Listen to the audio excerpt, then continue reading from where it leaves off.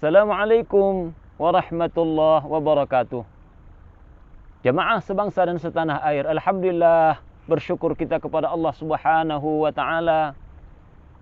Hingga saat dan detik ini Allah masih memberikan nikmat kepada kita, nikmat kesehatan, kesempatan, hingga kita masih istiqamah mau belajar dan mempelajari ajaran-ajaran Allah agar kita mampu memahaminya, bahkan berupaya dalam hidup dan kehidupan ini mengamalkannya, sehingga hidup kita bisa tertata sesuai dengan keinginan Allah Subhanahu wa taala. Kita tingkatkan iman dan takwa, tiada lain untuk meraih keridhaan Allah Subhanahu wa taala. Jamaah rahimakumullah. Suatu saat Rasulullah sallallahu alaihi wasallam bertanya kepada sahabat-sahabat Rasulullah. Apa yang ditanyakan Rasulullah? Tahukah kalian siapa itu orang yang bangkrut? Inilah hadis Rasulullah dari Abu Hurairah. An Abi Hurairah radhiyallahu anhu qala Rasulullah sallallahu alaihi wasallam,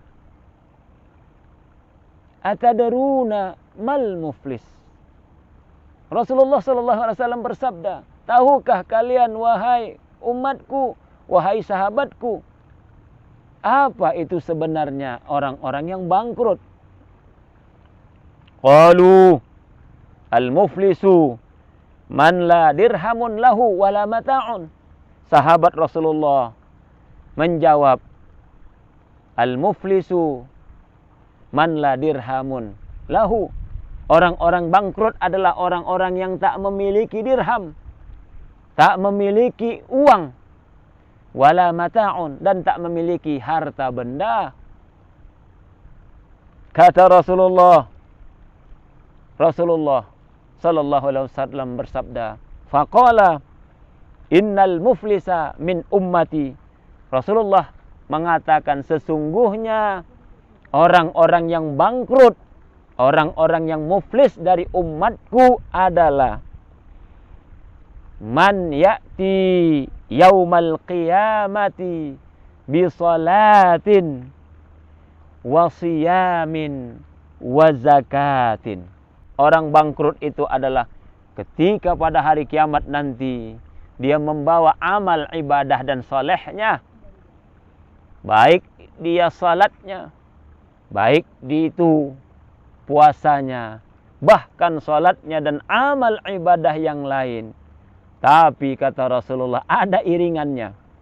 Apa itu kata Rasulullah?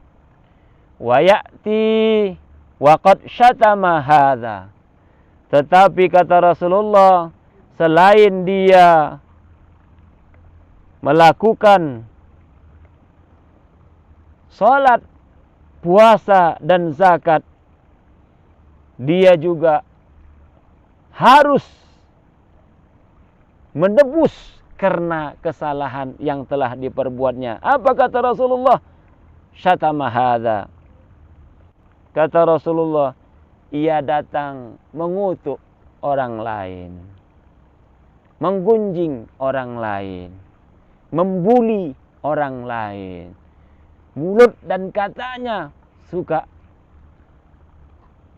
membuat orang lain tersinggung. Makanya kata Rasulullah, salat dia iya, puasa dia iya, zakat dia, tapi dia juga iringi amal soleh dan perbaikannya dengan satu mengutuk, membuli, memaki, bahkan menjelek-jelekkan orang. Yang kedua kata Rasulullah, wa qazafa hadza, dia melemparkan ini, dia menuduh orang, dia melempar sesuatu. Dia sebenarnya yang berbuat tapi dia lemparkan ke orang lain. Dia melakukan ini, dia lempar ke orang lain. Istilah kita lempar batu, sembunyi tangan. Yang ketiga, wa akala mala hadza, dia suka memakan harta hak orang lain. Hati-hati jamaah rahimakumullah. Yang keempat, wasafaka dama hadza. Yang keempat, Selain dia melakukan amal soleh, dia juga menumpahkan darah. Ya, boleh jadi kebijakannya membuat orang lain gugur, membuat orang lain terbunuh. Boleh jadi karena tindak tanduknya menyebabkan orang lain kehilangan nyawa. Hati-hati. Meskipun ucapan kita, ayat-ayat kita lontarkan, kita dukung ketidakbenaran, kita sepakat dengan perilaku yang tidak sesuai dengan ajaran Allah, bahkan melanggar konstitusi negara kita. Kata Allah, hati-hati. Dan yang terakhir kata Rasulullah sallallahu alaihi wasallam, wa daraba hadza, dan dia memukul, dia melakukan perbuatan yang tidak baik, memukul. Apakah memukul lewat ucapannya atau memukul orang lewat tindak tanduknya, bahkan kita lihat membunuh dalam kehidupan ini. Kata Rasulullah, apa kata Rasulullah berikutnya? Fayu'ta min hasanatihi.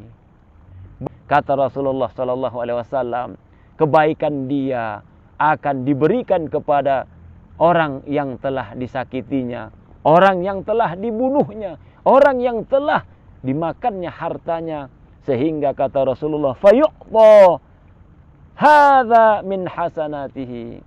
Ya, diberikanlah ini dari kebaikannya kepada orang-orang yang tadi, orang-orang yang telah dizaliminya dalam kehidupan ini, orang-orang yang telah dibunuhnya, baik dibunuhnya secara nyata maupun dibunuhnya secara karakter. Dia telah memakan harta orang lain. Ya, hati-hati yang mempunyai wewenang untuk memblokir rekening-rekening orang, hati-hati. Nah, ini hati-hati kata Rasulullah. Apapun yang kebaikan kita nanti kata Rasulullah akan diberikan kepada orang-orang yang terzolimi dalam kehidupan ini. Kemudian kata Rasulullah, wa hadza min hasanatihi, dan ini untuk kebaikannya kepada orang lain. Artinya hadis Rasulullah mengatakan orang bangkrut adalah orang yang membawa segudang kebaikan, tapi kebaikannya diiringinya dengan perbuatan-perbuatan yang 5 tadi. Mengutuk orang, melempar kesalahan kepada orang lain, memakan harta orang lain, membunuh darah saudaranya, bahkan dia memukul orang dengan apa yang dilakukannya. Kata Rasulullah, kebaikan-kebaikan yang telah dilakukannya menebus dosa-dosa dia kepada 5 orang tadi.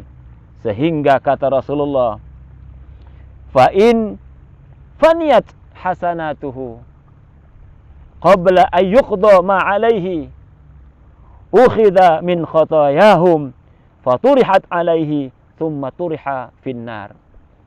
Kata Rasulullah sallallahu alaihi wasallam, habis kebaikan dia, habis pahala kebaikan dia untuk menebus dosa-dosa dia kepada 5 golongan orang tadi. Ukhidha min khatayahum, karena dosa yang telah diperbuatnya kepada 5 kelompok orang tadi. Faturihat alaihi, kemudian dia pun ditendang oleh Allah Subhanahu wa taala. Faturiha finnar, kemudian dia dimasukkan ke dalam neraka jahanam, laknatullah alaih. Jadi kata Rasulullah, hati-hati saudara sebangsa dan setanah air, saudaraku seiman, saudaraku sebangsa dan setanah air, jamaah rahimakumullah, hati-hati. Jangan kita menganggap kita berbuat kebaikan, tetapi nanti nil dan nihil nilainya di hadapan Allah Subhanahu wa taala. Kapan itu?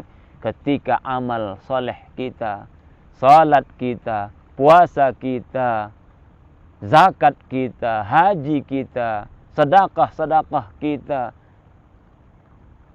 amanah yang diberikan Allah, ketika itu kita iringi dengan 5 hal tadi.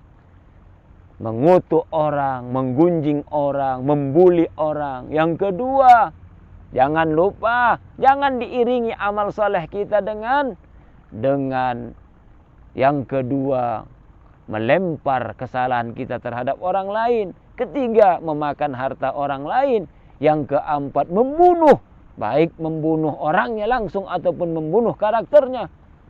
Yang kelima, yaitu menahan ataupun memblokir hak-hak orang. Ya, hati-hati yang punya wewenang untuk memblokir rekening-rekening sesama saudara kita sebangsa dan setanah air. Hati-hati kata Allah. Rasulullah mengingatkan kita hati-hati. Inilah dia orang yang bangkrut. Siapa itu? Orang yang datang dengan segudang kebaikan, tapi kebaikan dia diiringi dengan hal-hal yang dilarang oleh Allah, sehingga kebaikannya untuk menebus dosa dia kepada orang-orang lain yang telah disakitinya, sampai habis seluruh pahala kebaikan dia, masih kurang lagi.